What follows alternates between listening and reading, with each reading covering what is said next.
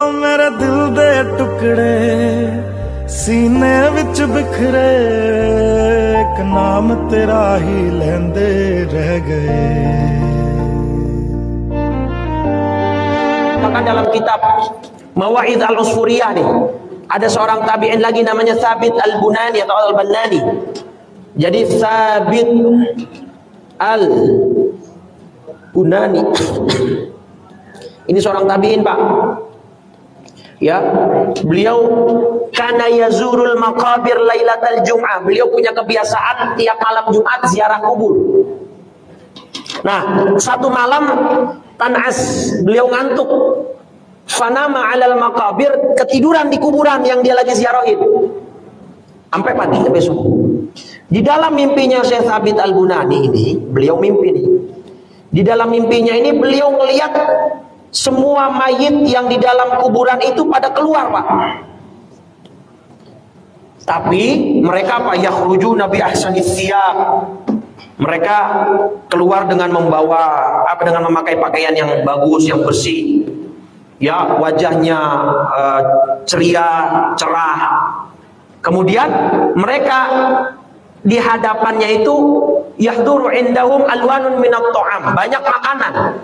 Tapi di pojokan ada satu anak muda, hazinan, lagi bersedih, mukanya mengkerut, dilipat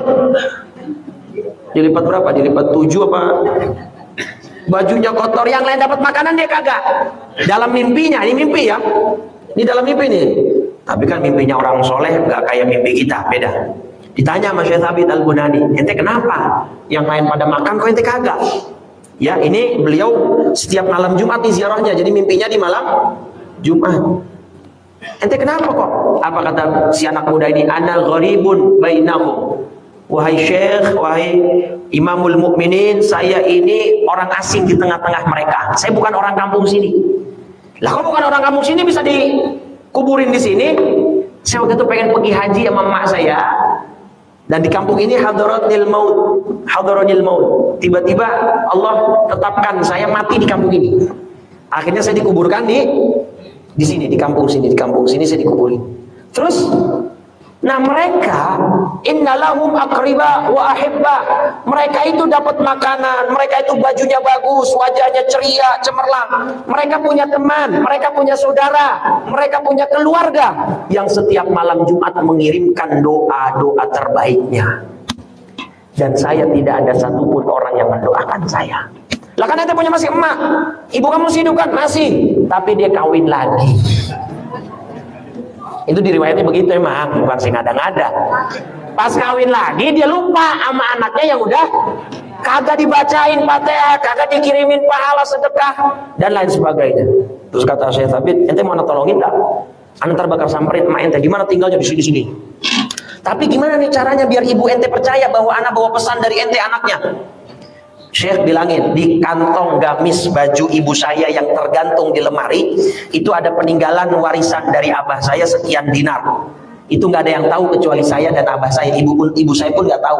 Ini sebagai bukti bahwa memang nanti supaya si ibu percaya nih bahwa Syekh Thabit ini benar-benar membawa pesan dari anaknya. Singkat cerita, besoknya bangun, dikerjain, disamperin ibunya, dibilangin ada uang di baju, di kantong baju, di lemari ini.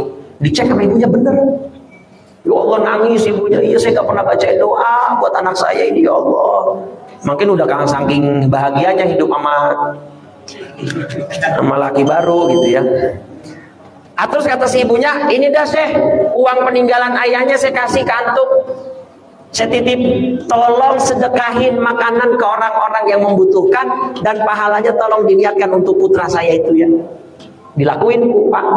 Besokannya di mimpi yang kedua datang lagi Syekh Thabit al-Bunani ke kuburan itu dan anak muda sudah berubah kondisinya. Sudah dalam keadaan ceria, bajunya bagus, banyak kiriman makanan. Nah itu riwayat-riwayat kayak gitu memang nggak bisa kita verifikasi gimana orang di alam barzakh. Kalau nggak percaya ya silahkan. Ntar saya kirimin doa dari sini. Kalau percaya, ntar sampai kasih kabar ke saya gitu ya. Itu Bapak Ibu ya. Baik, sudah Isya. Jadi poin saya tadi bahwa di antara adab kita ke teman kita, ke sahabat kita apa? Doakan baik ketika dia masih hidup ataupun ketika dia sudah meninggal.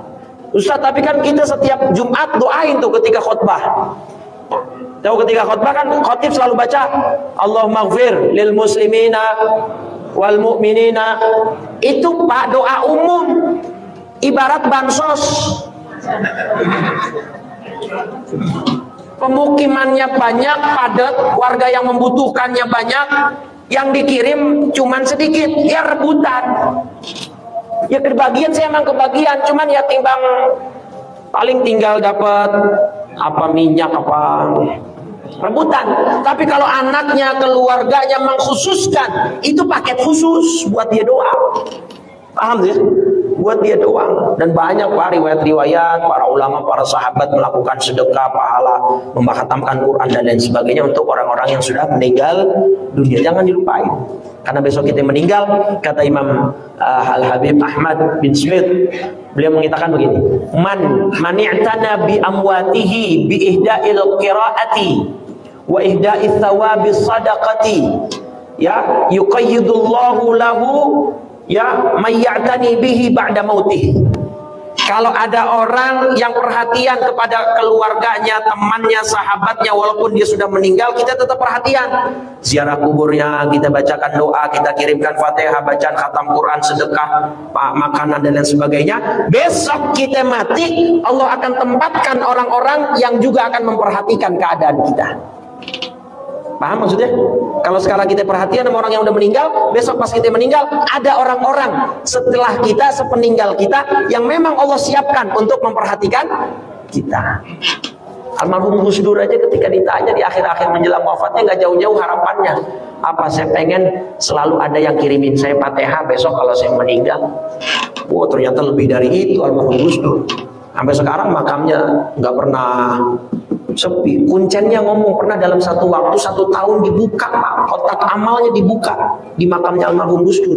Pendapatannya kurang lebih kalau di total setahun sekitar 2 miliar rupiah di itunya, di kotak makamnya.